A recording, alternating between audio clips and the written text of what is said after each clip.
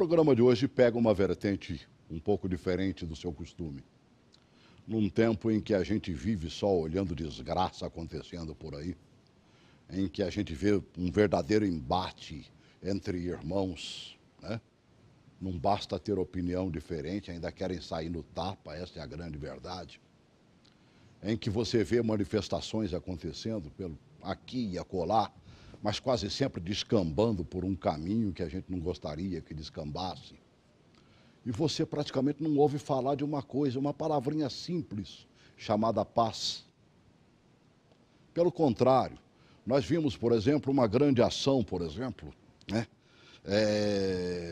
Contra a presidente da República. Logo em seguida, o ex-presidente vem e fala assim, vou usar o exército do Stedley, botar os sem terra na rua aí. Poxa, e aonde é que fica a paz nessa história? E nesses pensamentos que já vem rodeando minha cabeça faz tempo, eu recebo lá um e-mail do meu amigo Denizar de Souza, com um livro Construindo a Paz. Mostra para mim aqui, Mário. Falei, gente do céu, ainda bem que tem quem pense nisso, né? Porque ultimamente eu não ouço falar de paz nem dentro da igreja. Antigamente os irmãos em Cristo se cumprimentavam a paz do Senhor. Hoje, quando é pá. E olha lá quando fala pá. Meu Deus. Falei assim, rapaz, e falar em paz, eu conheço um outro escritor que falou em paz e que fica, como diz o outro, do lado direito da minha mesa, né? Eu tenho o costume de abrir o livro dele assim, tá, e ler uma estrofezinha ali. E aí fui caçar entre os muitos que eu tenho dele, doces palavras, o caminho mais simples para a paz é o perdão. Evandro Carmo. Falei, vai dar um bom programa. Denizar de Souza, Evandro Carmo, essa dupla, né? Se unir vai dar música, né? Até porque o Evan gosta de música também, né? Eu acho que você não é muito chegado não, né? Bem-vindo, Denizar de Souza. Obrigado, Celso. É uma alegria muito grande estar aqui com você e um motivo de paz. Voltar a essa casa, a esse programa e estar com vocês aqui, com você, o nosso amigo Evandro Carmo. Olha, lembrando o Denizar de Souza, ele é conhecido com a... Você conhece o professor Denizar? Conheço sim. Tanto é que quando ele mesmo bota no currículo dele, né? Ele coloca, primeira coisa, professor. Né? Professor universitário, conferencista, cientista social, fez mestrado em sociologia, é um pesquisador nas áreas de educação, saúde integral, cultura, paz, espiritualidade, tudo a ver com a paz. Obrigado por estar aqui comigo, viu? E parabéns pelo lançamento. E aí eu chamei também Evandro Carmo, né? Mostrei o primeiro livro dele, tomei conhecimento, ele ainda não tinha mandado, né? Esse aqui que é o atual, né? O ensaio sobre a loucura. É falta de paz, ensaio para a loucura? Seja bem-vindo. Boa tarde para todos. Sempre uma honra estar aqui. E acredito que esse livro, embora não esteja explícito a mensagem paz, mas ela discute isso também. A loucura subjetiva que vivemos hoje em dia. Atitudes normais, entre aspas, normais, que no fundo é um tipo de loucura, uma insanidade. Eu acho que eu abri meio que pensando nisso, rapaz. Com que normalidade, ô Denizara, você ouve falar das coisas erradas que vão acontecendo por aí. Se o cidadão não meteu a mão em bilhões, milhões, roubou só um pouquinho só. Que coisa, nós descambamos por o outro lado, né? E o Dr. Pierre Rivail, o fundador da Universidade Holística Internacional da Paz, né? Ele explicava então que há uma doença no mundo contemporâneo chamada normose, que é quando as coisas que aparentemente são terríveis, como por exemplo a violência, se tornam normais. A violência e a agressividade foram banalizadas, né? E aí parece ser normal, ser agressivo, violento e impulsivo ou compulsivo. E como as pessoas gostam de observar esse tipo de coisa, né? Rapaz, você vê um presunto ali como fala, na gíria, né, do jornalismo, né? O cidadão acaba de ser morto ali, ou se matar, que parece que você passa por aí no seu livro, né? E aí, olha, rapaz, vem todo mundo para espiar, cara. E como você estava falando há pouco, né? O problema da espetacularização da violência, que é quando a mídia dá muita ênfase à violência. E ultimamente... E a violência vira um espetáculo, vira algo que rende audiência, que valoriza os programas, entre aspas. Tudo que nós estamos fazendo agora, né? Exatamente.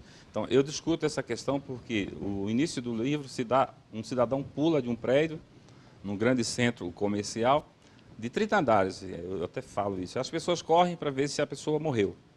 Aí eu já começo uma análise psicológica dessa característica humana, da curiosidade pela tragédia. E se aquilo nos interessa, está diretamente ligado conosco, a gente vai ficar um tempo ali. Vamos ficar assim, preocupados e perturbados. Mas se não, a gente toca a vida em frente.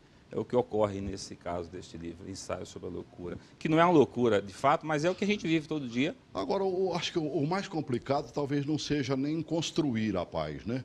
É desconstruir esse pensamento que a gente está com ele hoje e que se transformou numa normalidade, Denizar.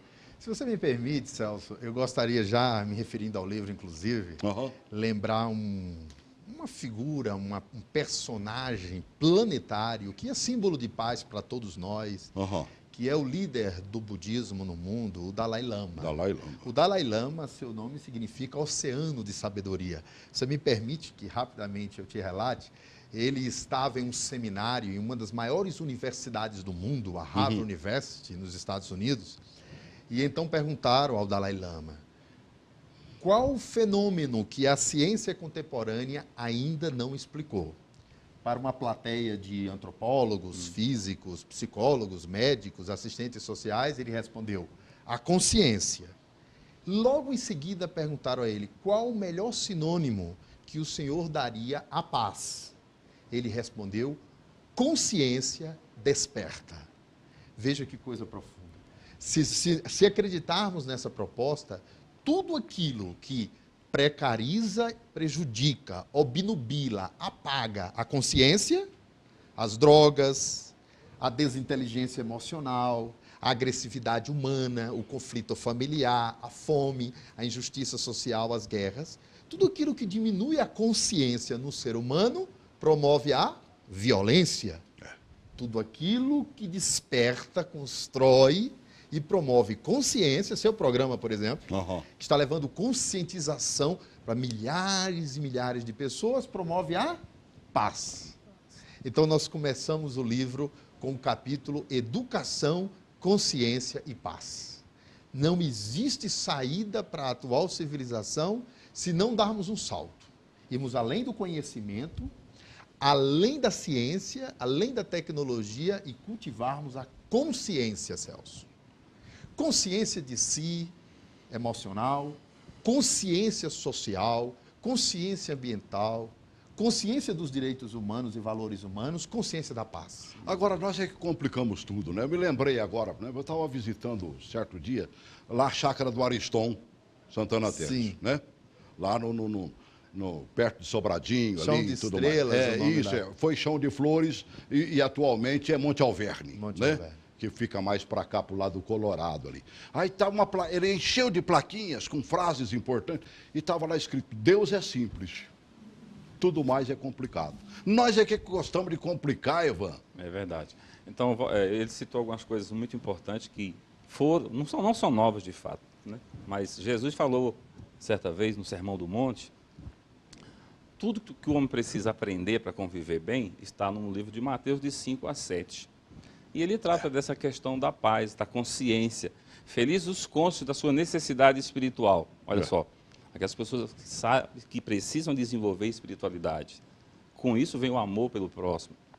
Então, está tudo lá, né? A gente só bebe nessas fontes, vamos repetindo essas coisas, mas Jesus foi o mestre, o primeiro a citar esses princípios de humanidade que deve reger a nossa vida, as nossas relações. E então, tudo na base da simplicidade, né? Exatamente. Meu amigo Denizar é um palestrante, né? Dos mais convidados, né?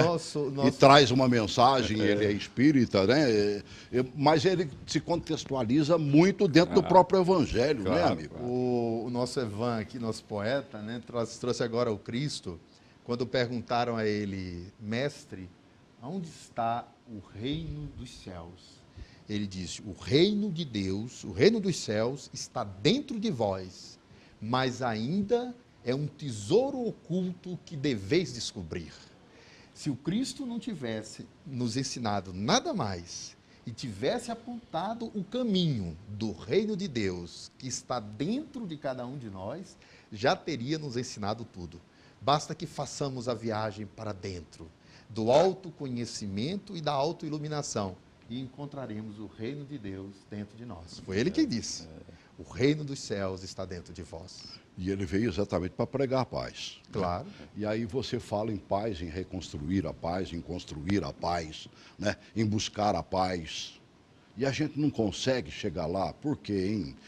Poxa vida, você olha no próprio ambiente em que você vive, cara. É porque a gente tem uma luta mais filosófica, o bem contra o mal, que não existe dessa maneira tão simples, mas é o egoísmo, os nossos desejos carnais com aquilo que a gente gostaria de ser, que não consegue. O apóstolo Paulo cita certa vez que ele queria ser e não conseguia. Uhum.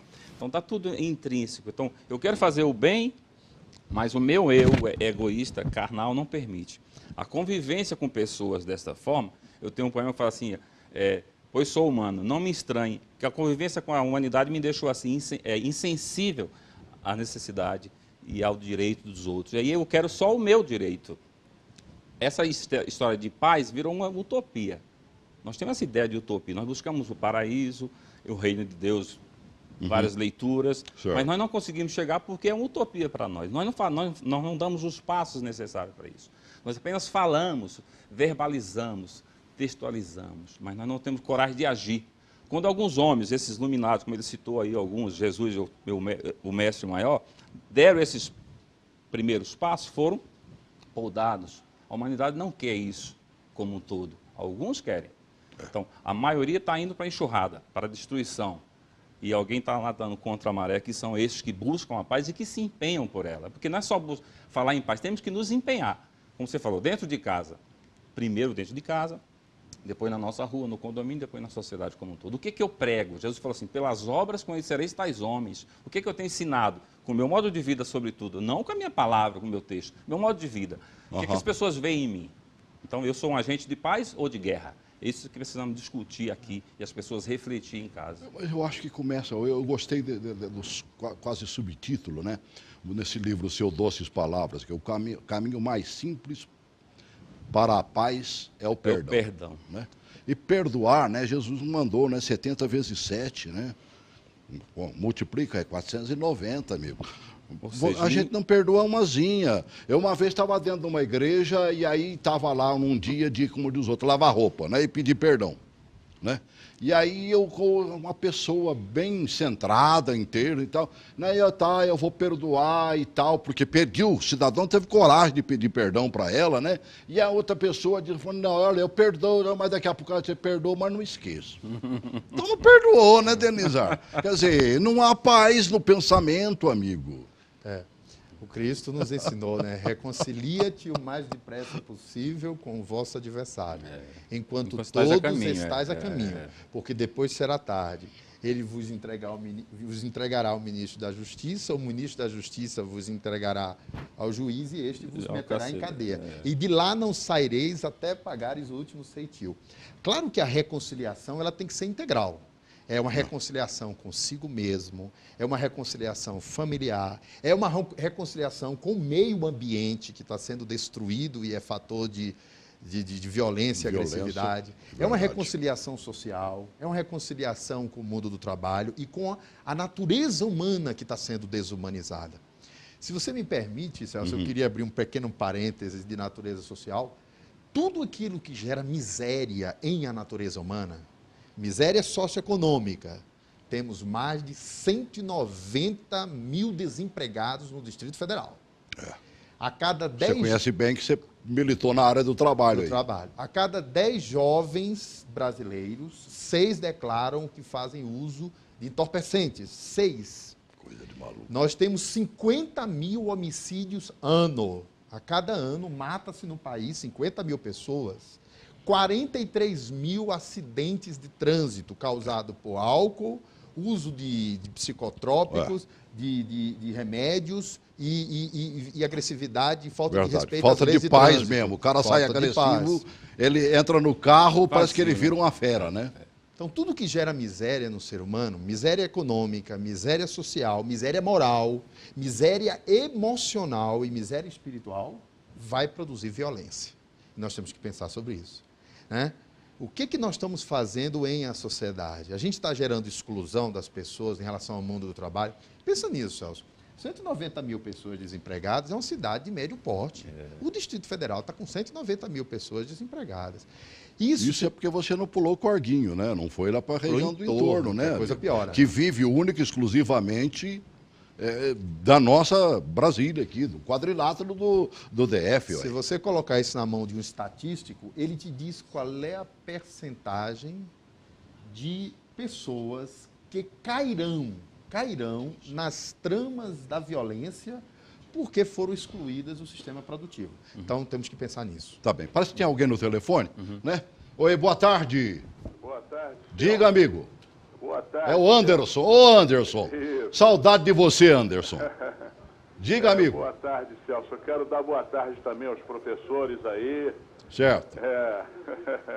Eu tenho visto os programas, mas teve uma vez aí que você estava com 4 convidados. Sim. Eu achei que não era muito próprio interromper, porque já tinha 4 pessoas, mais um a falar, e eu acho que ia atrapalhar um pouco. Mas hoje você tem 2 convidados aí, né? Isso. Eu estou, assim, me deleitando aí com as palavras aí. Bom, uma coisa para nós, crentes, né? Porque eu sou do tempo que nós não éramos evangélicos. Sim. Nós éramos crentes mesmo. Verdade. Né? E uma das primeiras coisas que me ensinaram dentro do Evangelho é que todo crente tem um ministério, o ministério da reconciliação.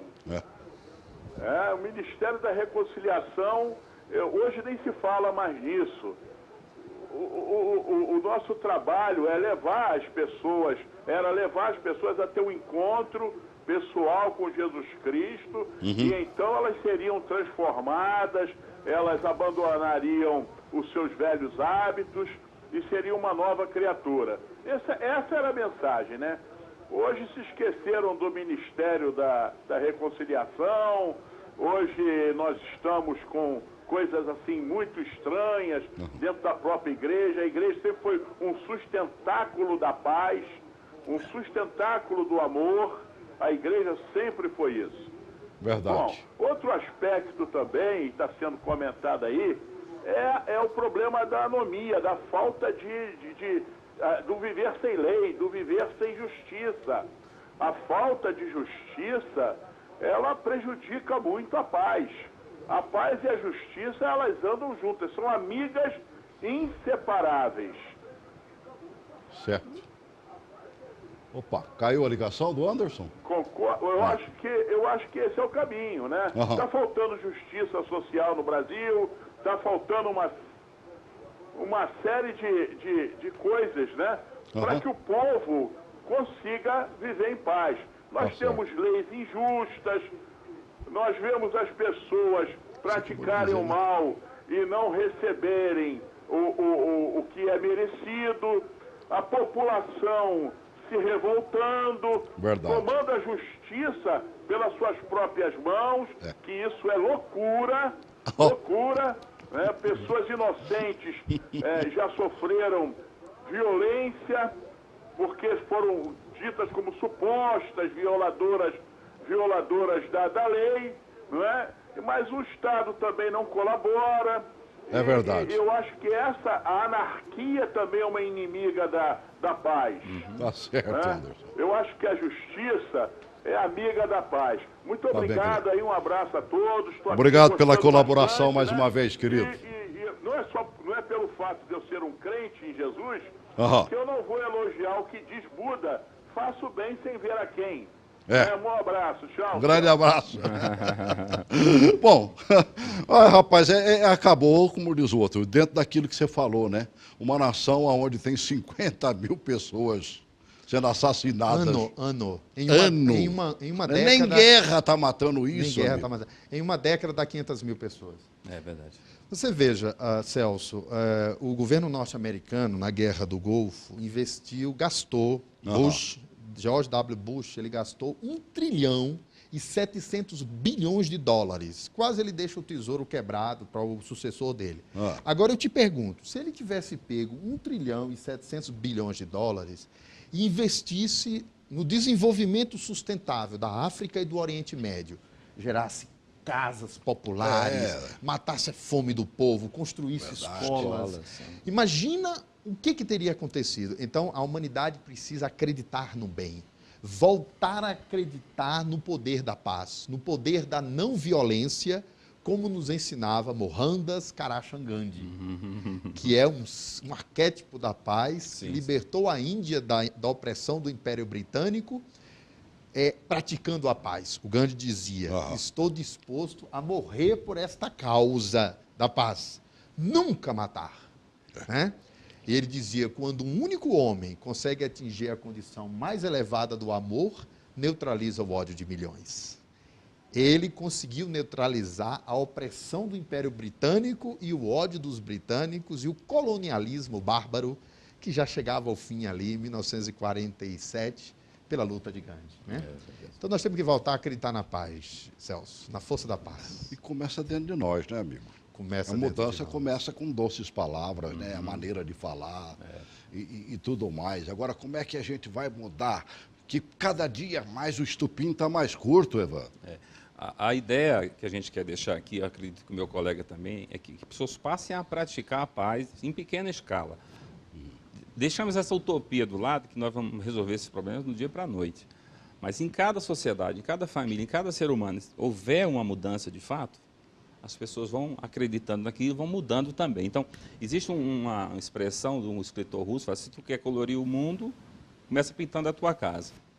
Então, parecemos poucos, né? Mas um livro tem um poder absurdo de conscientizar as pessoas. Por isso que quem pensa, quem tem essa mentalidade diferente, deve mesmo escrever. Eu sou um apoiador da literatura, assim,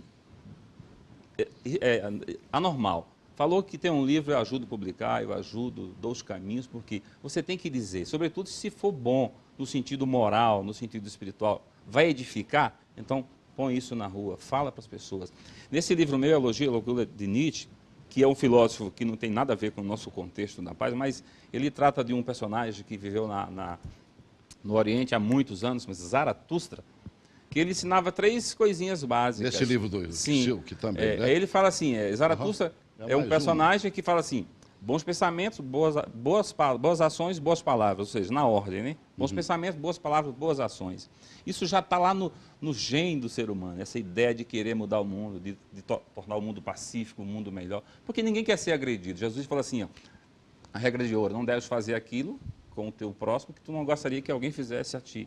Então, esse princípio, essa vontade, já está aqui no nosso coração há muito tempo. Só que está cada dia mais difícil de colocar isso em prática. Por quê? Aí entra a questão do ego, do egoísmo, do capitalismo, do dinheiro, da vaidade, de uma série de coisas que nos desvirtua, nos leva para outro caminho. As pessoas só dão valor quem tem mais, quem é mais rico, quem é mais bonito, quem é mais poderoso. Danizara, eu me lembro de um livro seu, do Ser Humano Integral, né? Acho que foi o primeiro, né? Primeiro. Em busca do ser integral. Isso, em busca do ser integral. Né? E você tem um curso, inclusive, de mestrado, se não me engano, doutorado, que você é de sua autoria. É uma pós-graduação em educação do ser humano integral. Onde é que está esse ser humano integral? A gente esqueceu ele lá no além ou ele existe aqui e pode se realizar como ser integral, inclusive começando pelo princípio da paz, como diz o outro? Né? Porque a palavra clara de Jesus falou assim, rapaz, pega esse tudo aqui, e faça isso, assim, amar a Deus sobre todas as coisas e ao próximo como a si mesmo. Então você vai amar a Deus, a si e ao próximo como a si mesmo. Rapaz, fácil de resolver o problema. Ué. Pois é. Mais uma vez a gente volta ao Cristo, né, a sua sublimidade, quando ele diz, aquele que quiser vir após mim, renuncie a si mesmo, tome a sua cruz e siga-me.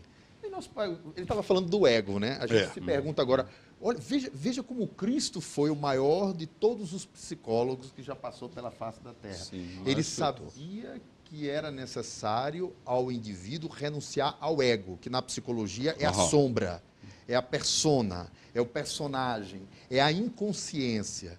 renuncia ao ego e toma consciência de si, só haverá paz no mundo, em nosso coração, em nossa família, entre os religiosos, entre as etnias e os povos, se nós cultivarmos essa consciência. Verdade. Esse ser espiritual, o espírito que somos. Enquanto nós formos o ego apegado, apaixonado, Grudado, carne, né, amigo? não é? É verdade. Enquanto formos esse ego, não lograremos a paz. Deixa eu atender um telespectador. Por favor. Oi, boa tarde. Boa tarde, Celso. Diga, amigo. Boa tarde Aldécio. aos dois participantes aí. Eu queria somente colocar uma pergunta para tentar abrilhantar ainda mais o debate.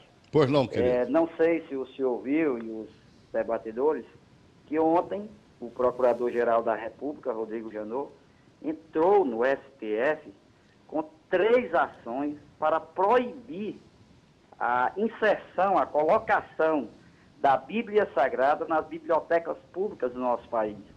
Ora, como é que nós temos já uma cultura de violência, de guerra, e o Procurador-Geral da República instiga, através de ações, a não leitura da Bíblia Sagrada, que é conhecida no mundo todo como o livro da paz. Como é que os senhores analisam isso? Como é que os senhores percebem essa colocação que, do meu ponto de vista, lamentável do Procurador-Geral? Mas com tanta coisa para se preocupar. Bom, Evan, comenta aí, por favor, senão eu vou falar. Essa coisa para mim é novidade. Eu não tenho acompanhado. Já tentaram faz tempo. Mas se o história, nosso amigo falou, é verdade, eu vou claro. pesquisar a respeito, mas isso não prospera. Em um país democrático como o nosso, esse tipo de atitude, mesmo que passe de um procurador, de um juiz, não prospera. Isso não vai prosperar. Olha, quando se fez Brasília, uma das coisas mais bonitas que eu achei de Brasília, né? E olha que eu conheço Brasília do antes da inauguração. Mas a coisa que mais me apaixonava era sair, por exemplo, na W5 ou na L2, por exemplo, e ver uma igreja católica ao lado de uma igreja evangélica, ao lado de um centro espírita. Você pela W5 no começo de Brasília, você tinha também o centro de Umbanda, você tinha Seixoroye, você tinha outros, né, grandes denominações. Pô, eu falei assim, rapaz, até que enfim, vamos adorar um único Deus, buscar um único Deus, porque ele é único. E aí vem um maluco e tira o que você tem de mais forte. Ô Celso, sem ser jurista, eu imagino que esse tipo de caminho ele é inconstitucional. E eu explico por quê. O nosso Estado é laico e a Constituição autoriza a liberdade religiosa. O que nós precisamos é que nossas bibliotecas públicas tenham todos os livros e toda a literatura religiosa. O livro tibetano dos mortos, o Bhagavad Gita, a Bíblia, o livro dos espíritos, o Mahabharata, enfim, a literatura védica, todas as obras religiosas do planeta, para que a nossa juventude possa conhecê-las e estudá-las. Diga-se de passagem, em sua generalidade, o próprio Alcorão, que eu esqueci de citar, que é um livro de grande sabedoria, que a gente está vendo aí no mundo em termos de fundamentalismo quase islâmico, sempre vem da má interpretação às desgraças que acontecem. Completa né? ao Alcorão. De modo que a humanidade precisa beber nessas fontes e nossas crianças devem fazê-lo. Como educador, sempre propus a disciplina Religiões Comparadas, né? Exatamente para que a criança tivesse acesso a todas essas fontes de sabedoria e, na fase adulta, ela escolha o caminho. E não poderíamos jamais, em um país cristão como o nosso, imaginar a exclusão da Bíblia. Mas, rapaz, eu acho que nenhum desses que você citou aí disse o contrário do amar ao Deus sobre todas as coisas e ao próximo como a si mesmo. Ninguém. Do pouquinho que eu conheço de cada um dos citados, você conhece alguém que tenha dito alguma coisa diferente? Nenhum desses humanistas, até os que são ateus, como Saramago, ele prega a violência, ou a guerra ou a maldade. Pelo contrário, prega a humanidade, o respeito pelo outro, o desejo coletivo, o objetivo coletivo. Então, os filósofos, Platão, Aristóteles, todos esses caras que, até antes de Jesus, já tinham essa ideia de que o homem tinha que se amar, defender a sua espécie, que o conhecimento tinha que ser disseminado, sem custo. Então, isso tudo, o lado do bem é só um lado. Essas pessoas que foram citadas aqui, ninguém ensina a maldade ou a violência. Então, por que você usou o Saramago aqui? Saramago é porque ele tem alguns livros que ele usa o ensaio. São romances que são ensaios. Como eu escrevi um livro que ele não escreveu, felizmente, que aí eu usei esse título porque Ensaio sobre a Loucura é muito interessante. Ele escreveu Ensaio sobre a Lucidez e Ensaio sobre a Cegueira. São 2 livros fantásticos. Ele trata sempre essa questão social. O Ensaio sobre a Cegueira ele fala essa questão de amar o próximo. Todo mundo ficasse cego, o que seria da humanidade? Ou não estamos cegos de fato? Ele aborda esse fato, uma pessoa só enxerga no livro, e essa pessoa conduz aqueles outros que não enxergam. Um ato extremo de humanidade, que virou assim um modelo mesmo para ser referência para nós, chama-se A Mulher do Médico. E no final as pessoas voltam a enxergar, ou seja, depois de passar por uma transformação interior, de sofrimento, alguns ou a maioria volta a enxergar. Então é um símbolo, uma metáfora fantástica. Então eu usei Ensaio sobre a Loucura, como ele não usou esse título, e tem dado muita divulgação ao livro, então, que eu também discuto a loucura, não de forma concreta, objetiva, mas da mesma maneira dele. É uma metáfora para ensinar algo no final do livro e falar, poxa vida, será que nós não estamos loucos de fato? Ô Celso, Diga, Denizar. Você colocou uma imagem que a mim me emocionou aqui, que é essa imagem do diálogo interreligioso e do profundo respeito a todas as tradições. Penso eu que na hora que nós tivermos essa contemplação fraterna, essa capacidade de olhar o outro na sua diferença, não como origem do mal, porque a diferença do outro não é a origem do mal, é a oportunidade de aprender. Quando você falou do templo budista, da Seishonoye, mas era uma das coisas que mais me fascinava no começo de Brasília. Quando eu digo começo de Brasília, é quando eu descobri Brasília, entendeu? Eu parava para olhar, falei, gente, como é que pode, né?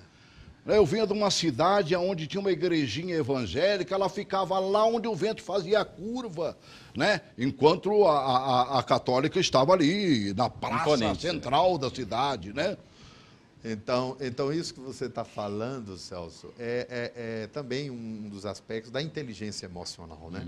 O Dr. Daniel Goleman, no seu livro A Inteligência Emocional, ele diz, é necessário levar civilidade às ruas para melhorar o trânsito, a convivência social, diminuir a agressividade na comunidade, civilidade às ruas, envolvimento à comunidade, a comunidade não pode ficar indiferente à dor humana, e solidariedade, né? Envolvimento à comunidade e solidariedade. De modo que civilidade, envolvimento à comunidade e inteligência às emoções. Completei agora, inteligência às emoções. Porque nós somos pessoas que precisamos tornar nossas emoções mais inteligentes, Celso. Transformar o ódio em amor, transformar o nosso sofrimento em oportunidade de aprendizagem, transformar o adversário em instrutor, né? Transformar, nos tornarmos empáticos, né? Como é que chama aquele livreto que você me deu? Uma das primeiras vezes que eu falo livreto porque ele é fininho, Sim. né? E de bolso, né? Sim. Do meu? Não. Você me deu, tá. você passou na Saraiva e comprou lá. Foi, eu não me lembro do título. Né? Mas tinha daquele árabe, sim, do sim. escritor árabe que morou depois nos Estados Unidos muito tempo. Ele, né? As perguntas, ele estava indo embora, quer dizer, na verdade estava partindo para o andar de cima, e aí o povo fazendo pergunta para ele. Né? O mestre, ele ficava, e o amor? Aí ele discutia cada tema, né? Eu esqueci o nome do danado, porque são milhares de... Mas aí, o que ele acabou de dizer, é um escritor árabe, respostas que estava lá. Por isso que eu falo, está tudo ali. Todos aqueles que tiveram sensibilidade para analisar a humanidade e o mundo começaram a descrever uma maneira melhor de viver. Você vai encontrar imperadores como Marco Aurélio, que foi filósofo e foi imperador. No entanto, o cara tinha uma evolução espiritual absurda, e ele escreveu, pouca gente sabe, ele escreveu um livro fantástico sobre as suas filosofias, né? Mostrando como devia se comportar, tanto diante de Deus como diante dos homens. E era um imperador, era paradoxo, fazia guerras, mas ele estava preocupado. Verdade. No momento ele era imperador, ele dizia assim, o que tens em tuas mãos, faz o melhor que tu tens no momento. Então, se eu sou o imperador, eu vou agir como um imperador. Se eu sou um pedreiro, eu vou ser um pedreiro, mas vou fazer o meu melhor. Sobretudo botando o amor na frente pelo outro, o respeito. A gente fala muito de cidadania, né? Cidadania, mas tudo que ele falou aqui está envolvido nessa palavra cidadania. O que é cidadania?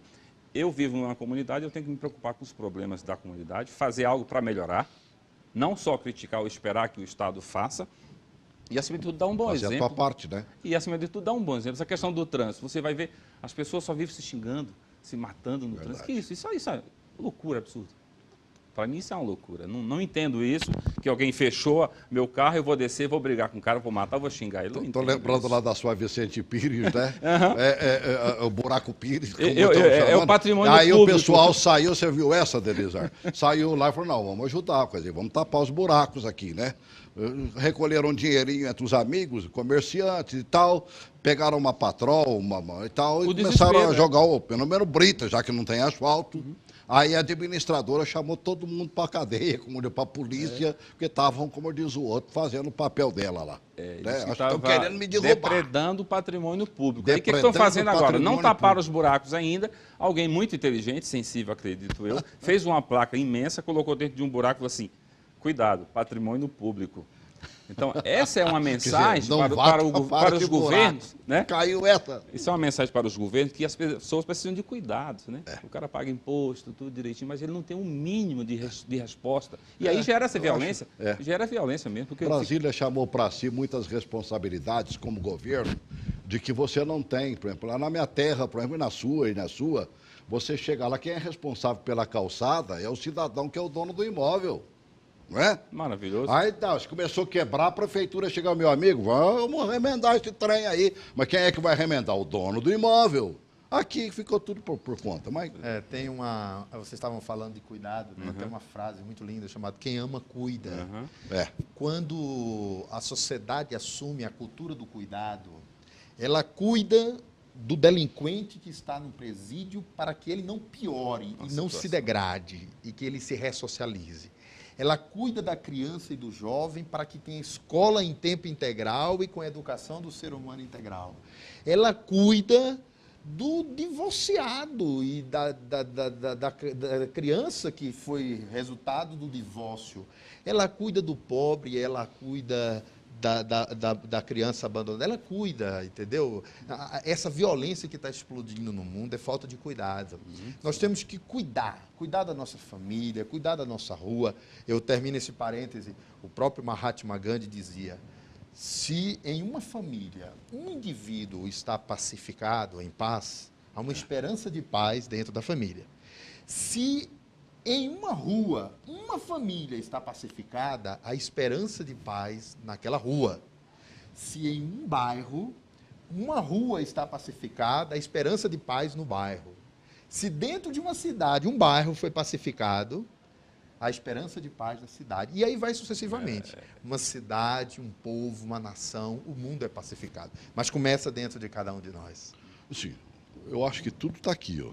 Começa você tem que fazer, esse é o princípio de tudo, né? Não adianta você cobrar do irmão que está do lado ali, como diz o outro, né? Eu já ouvi uma coisa que eu achei muito interessante, quer dizer, amar a Deus, né? Mas se você não ama o próximo que está mais próximo, como é que você vai amar a Deus, que está um pouquinho mais distante, supostamente, né? Então fica complicado. Agora, o que a gente percebe é o seguinte, nós estamos vivendo numa humanidade que quase sempre ela pisa na cabeça do outro para poder estar na onde ela quer chegar. E aí a gente começa, você que citou o caso, por exemplo, né, do Sermão do Monte, né? E aí tem uma coisa sua, por exemplo, no Doces Palavras aqui, que eu guardei para mim, ó, a humildade é a escada justa para se elevar um homem dentre os demais. Eu não conheço outro caminho a não ser o da humildade, amigo. É verdade. Não é? Por mais conhecimento que você tem, se o Denizar não chegar lá na faculdade, onde ele dá aula lá, e se expressar mais simplesmente para que o simples o entenda, né? E o sábio também, se ele chegar lá com um palavreado que, como diz o outro, só entenderão os sábios, o que é que você vai ensinar? Você tem que ser humilde até no falar. E eu vou agora fazer igual ele, pedir um parênteses aqui, que é muito interessante, não podemos deixar passar isso, porque isso aqui são raios, feixes de luz que as pessoas precisam perceber. A maneira simples de ensinar, Jesus é o mestre também sobre isso. Ele usava coisas do dia a dia, ilustrações comuns aos homens que o escutavam. É tanto que quando mandaram prendê-lo, os soldados voltaram a dizer, não vou prender aquele homem. Nunca o homem falou dessa maneira, porque ia de encontro. Homem nenhum falou ia de encontro ao coração. As necessidades de cada ser humano. Ele entendia a alma humana com profundidade. Então, isso nós precisamos fazer isso também. Se eu entendo a alma humana, vou ajudar aquele que precisa de ajuda. E como é que eu ajudo? Não sendo arrogante, sobretudo dando a mão para quem está abaixo, entre aspas, de mim. Mas tem pessoas que sobem e acham que não precisam mais de ninguém, né? E Nietzsche fala que lá na montanha, você pode até chegar, mas lá é gelado, né? E para mudar de montanha para você tem que usar pernas de pau, você não pode mais descer. Então o homem tem que se manter aqui embaixo para poder produzir alguma coisa de fato. Senão eu vou subir demais, vou viver aonde? O homem está mais interessado em descobrir o que está lá no infinito, né? Querendo chegar a Marte, querendo chegar não sei aonde, né? Visualizando o cosmos e esquecendo de visualizar-se a si mesmo. Tem um autor que chama essa humanidade de esquizofrênica. Por que esquizofrênica? Não resolvemos os problemas mínimos do nosso planeta e gastamos bilhões para conhecer, para chegar a outros lugares. Enfim. É muito estranho, né, que cheguemos ao século XXI, estamos prestes a conquistar pelo menos o sistema solar e com as nossas sondas, com as fotografias, fotografando o universo, e não tenhamos conquistado a nós mesmos. Não tenhamos conquistado e colonizado o nosso mundo interior. Ele falava do Nietzsche, né? Eu abri mais um parênteses, falando muito do filósofo Nietzsche. Eu quero lembrar aqui 4 filósofos assim que nos provoca muito bem, né? O René Descartes dizia: penso, logo existo. E criou a partir disso a civilização do pensamento, do raciocínio lógico, da racionalidade, da razão. Depois veio Nietzsche e, brincando com a frase do René Descartes, disse: não é penso, logo existo. Ele faz um trocadilho. Escolho, logo existo. É verdade. E se você escolhe com consciência, com ética, com valores universais, você escolhe pela paz. Sim. Nós temos que nos perguntar quem está escolhendo. Aí, hoje, na era da inteligência emocional, os psicólogos dizem: sinto, logo existo. Não basta só escolher, tem que sentir, tem que ter empatia, tem que sentir a dor do próximo, a dor do mendigo, a dor da criança abandonada, do drogadito, a dor do desempregado, a dor do próximo, a dor do abandonado, do excluído. O doutor Augusto Cury diz que é esse grande psiquiatra que analisa a inteligência do Cristo. Inclusive é fã do Cristo, né? Sem medida, né? A análise da inteligência dos Cristo. 8 obras. O mestre do amor, o mestre da vida, o mestre da sensibilidade. Ele nos ensina, né?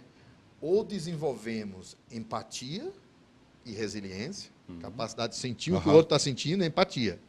Resiliência, lidar com flexibilidade com as próprias emoções, ou caminharemos para o caos. Sim. Não é?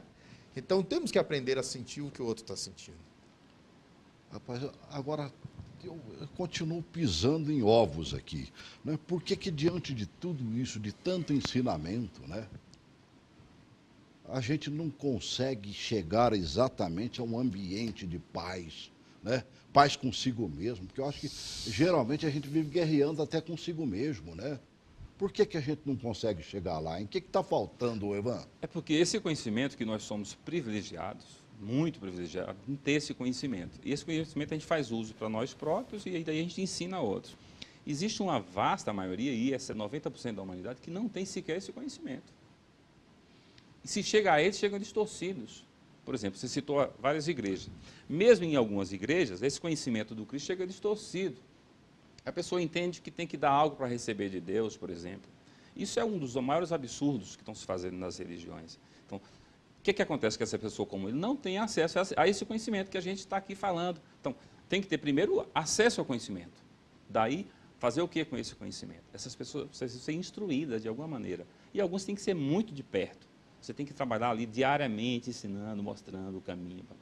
Isso a gente faz com nossos filhos, mas nós não fazemos com vizinhos que tem um filho drogado ou com alguém que mora lá na ponta da esquina. A gente só critica e aponta o culpado. É verdade. Então nós não agimos de fato. E às vezes não vê a culpa do próprio filho e tenta botar a culpa no coleguinha, né? Ou no próprio vizinho. Então é isso aí. Você pergunta ao cidadão médio o que é ser na vida. Você tem que estudar para ser alguém na vida. Claro. Só que quando se fala em ser alguém na vida, lembra-se, ter um automóvel de luxo na frente de casa, uma casa de luxo, um alto salário e um sucesso material. Só que ser alguém na vida é algo muito maior, né? A Unesco já propõe, você falava da educação, né? Os 4 pilares da educação do ser humano integral. Aprender a aprender, aprender a fazer, aprender a ser e aprender a conviver. O T não aparece. Não é? Então, a nossa sociedade ainda está muito preocupada com ter, com prestígio social, com poder, né? Com a realização do ego, mas não com a realização do E é isso espírito. que chega nessas pessoas que eu falo que não têm informação.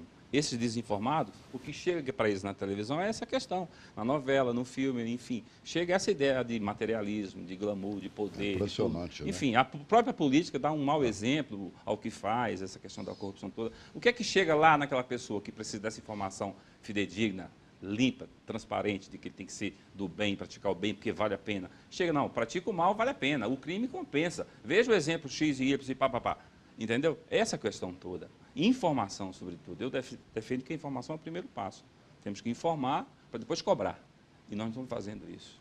E aí você vê, por exemplo, você falando aqui, né, no capítulo 4 do seu livro, paz de espírito, né? É tudo que a gente busca, né? Paz de espírito. Agora, como é que a gente vai construir essa paz, realmente, para que a gente comece a encerrar esse programa de hoje? Você está propondo aqui, construindo a paz. A primeira coisa, colega, comprem o livro, adquiram o livro, né?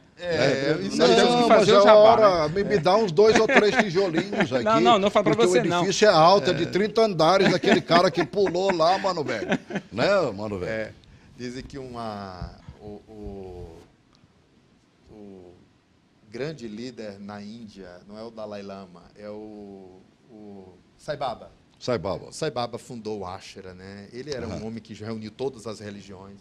E uma mulher norte-americana chegou lá, né, entre aquelas multidões que buscavam a sua sabedoria e disse: Sai Baba, eu sou uma mulher atormentada, estou deprimida, sou muito rica, estou doente emocionalmente. Eu quero a paz. Ele disse: retire o eu, que é o ego, fonte de todas as ilusões. Retire o quero, que é o desejo, o tormento, e fique em paz. É curioso, mas a paz ela está dentro de nós, mas ela envolve essa autodescoberta do espírito que somos, né? Jesus dizia: a minha paz eu vos dou, mas não a dou como o mundo a dá. É verdade. Porque a paz é resultado de um caráter reto, uma consciência tranquila e um coração afável. Se quisermos paz, vamos ter que fazer essa viagem em busca do espírito que somos. Onde é que eu vou encontrar Construindo a Paz? Olha, Construindo a Paz é o nosso terceiro livro. Você sei. vai encontrar na livraria Dom Quixote Livrarias, que é uma rede. Uma rede de Centro livrarias. Cultural Banco do Brasil, Shopping Águas Claras, Rodoviária Interestadual e Gilberto Salomão. Dom Quixote Livrarias encontra Construindo a Paz. Maravilha. Tá certo. Maravilha. Bom, vamos achar o Saramago aqui? Bora, o ensaio bora. sobre a loucura, né? Esse livro ele foi para os Estados Unidos agora para ser traduzido, vai ser publicado em inglês esse ano. E no Brasil você encontra na Amazon, no Clube de Autores, no meu site, só na internet, na livraria Saraiva e Siciliano. Ensaio sobre a loucura. Esse aqui. Esse Ainda aí eu tem, fiz acha 1000 para dar, não tem custo. Esse tipo de coisa não se cobra, não se vende. Aliás, literatura como um Quer todo. dizer, ele não existe numa livraria, então. Assim, na internet você acha. Eu Internet sou para dos comprar. mil, é bacana. Eu não tenho mais esse livro, eu não tenho. Eu fiz 1000 e dei todos os 1000. Ô, Celso, Diga, será que dá tempo para um poema rapidamente? ainda? Diga, nós ainda temos Vamos quase lá. 2 minutos. Eu queria, da minha parte, encerrar aqui um poema que fala de Jesus e que eu recito em minhas palestras ao sabor da minha própria emoção. Desperta a tua alma adormecida nas ilusões perigosas desta vida. Não te detenhas ante as sombras do caminho. As belas rosas também trazem seus espinhos. Se alguém magoou teu coração, não te entristeças, segue em oração. Sendo a vida na terra passageira, se caminhas para a libertação, esquece as ofensas e perdoa, segue para a tua evolução. Se tens conhecimento do Evangelho, se praticas um pouco a caridade, não podes dizer que não sabes ou não conheces o que é a felicidade. Ergue teu olhar, fita a natureza, pensa que pode ser leve o teu fardo, suave a tua cruz, se tiveres no teu coração Jesus.